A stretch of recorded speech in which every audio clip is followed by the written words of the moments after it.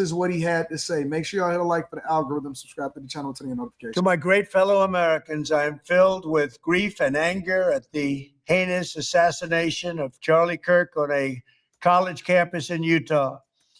Charlie inspired millions, and tonight, all who knew him and loved him are united in shock and horror. Charlie was a patriot who devoted his life to the cause of open debate and the country that he loved so much, the United States of America. He fought for liberty, democracy, justice, and the American people. He's a martyr for truth and freedom, and there's never been anyone who was so respected by youth. Charlie was also a man of deep, deep faith, and we take comfort in the knowledge that he is now at peace with God in heaven. Our prayers are with his wife, Erica, the two young, beloved children, and his entire family, who he loved more than anything in the world. We ask God to watch over them in this terrible hour of heartache and pain. This is a dark moment for America. Charlie Kirk traveled the nation, joyfully engaging with everyone interested in good faith debate. His mission was to bring young people into the political process, which he did better than anybody ever, to share his love of country and to spread the simple words of common sense. On campuses nationwide, he championed his ideas with courage, logic, humor, and grace. It's a long past time for all Americans and the media to confront the fact that violence and murder are the tragic consequence of demonizing those with whom you disagree day after day, year after year, in the most hateful and despicable way possible. For years, those on the radical left have compared wonderful Americans like Charlie to Nazis and the world's worst mass murderers and criminals. This kind of rhetoric is directly responsible for the terrorism that we're seeing in our country today, and it must stop right now.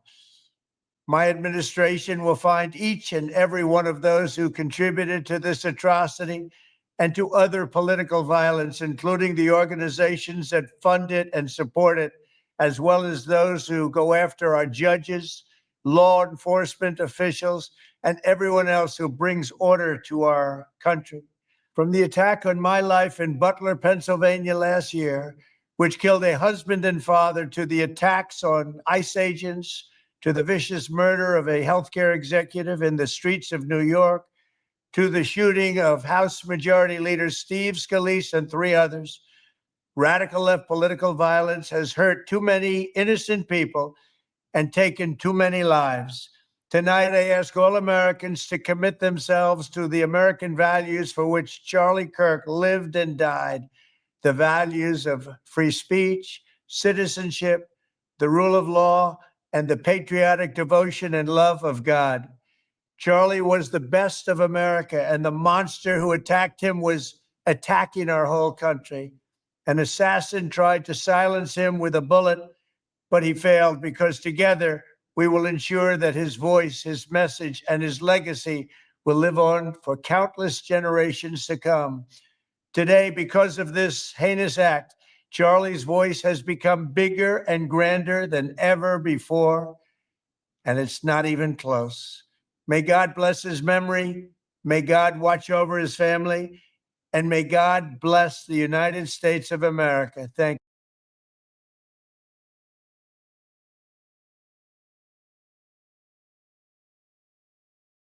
So that's Trump, and that was his official message about Charlie Kirk. That was released via Truth Social. I'm going to get to some other reactions in a minute. And Trump also had some remarks on 9/11, and so I want to share that with you guys right now. So we're going to go over that really quickly, and then we're going to move over into the next part of the show. All right?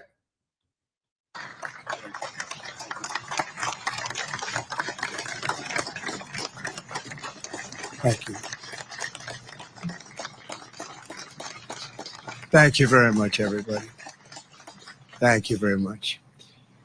Before we begin, let me express the horror and grief so many Americans at the heinous assassination of Charlie Kirk have felt.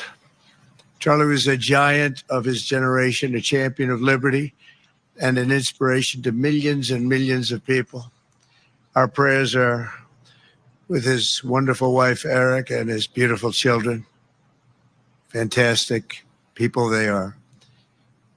We miss him greatly, yet I have no doubt that Charlie's voice and the courage he put into the hearts of countless people, especially young people, will live on. I'm pleased to announce that I will soon be awarding Charlie Kirk posthumously the Presidential Medal of Freedom. The date of the ceremony will be announced, and I can only guarantee you one thing, that we will have a very big crowd, very, very big. Thank you, my fellow Americans. 84 years ago this morning, the banks of the Potomac were filled with the clamor of construction workers who broke. So that was Trump awarding Charlie Kirk the Medal of Freedom.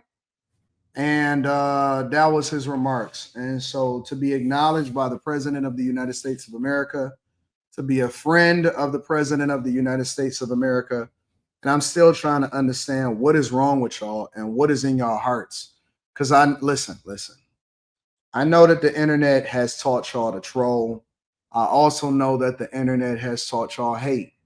I know that your upbringing and your mother and your father has taught you to hate. But what I am trying to understand is, why are you continuing to be so hateful? Why are you filled with hate? If you were not interested, if it wasn't something that was meaningful to you, then why do you watch conversations that's being had about Charlie Kirk? Why is things that I'm not interested in, I don't watch. People that I don't rock with, I don't watch. If you didn't care, which I know that you do care because it's meaningful to you, you watch it and you comment on it. Why are you guys so compelled to try to convince us that you don't care when we know that you do? Miserable. You know what else people do? They take sound bites. And that's one of the worst things of the internet, is that they take sound bites, but they don't look at the complete conversation. And or just as bad, if not worse, they listen to what everybody else says, and then they take their talking points and they never even hear Charlie Kirk say anything for themselves. Are you telling me that the only thing that you've ever heard Charlie Kirk say is something about black people negatively? You're a liar. You're a liar. Now, it's one thing if somebody is debating him or he's having a conversation and he says, well, you need to be accountable for yourself. And if you want to clean up your community, then do this and stop blaming everybody else for it.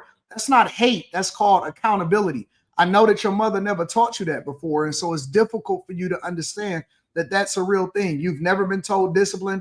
You've never been taught accountability. She always gave you flaming hot Cheetos, even as a little kid. And so you've always gotten your way. And so if somebody tells you, no, you're wrong, then you think right off the top of the bat that they're racist against you. No, it's called accountability. It's called ownership. People take some talking point. This is what you're, shut up. You ain't heard him say nothing. You ain't never watched the speech. You don't even vote. You don't even vote. You don't even know nothing. People, honestly, people just be talking. They literally just be talking. They steal a talking point from somebody else. Well, I heard. Well, you should stop hearing and stop being a little girl and go and find out if it was really said for yourself. Go and see for yourself. People just be talking, or they'll take a sound bite. Somebody will record something for 3 seconds. Yeah, man. Look at the full context of the conversation. Look at the person that was having a conversation with them. Look at the question that was being asked. Look at the debate. All of that. People just be saying anything. They say anything whatsoever. They say anything.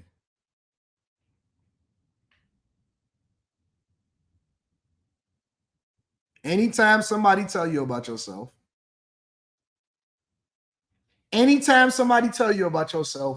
you start feeling some type of way. That's why y'all can't take the heat. See, I don't censor my chat because I know when I'm right. I know when I'm right, I'm right.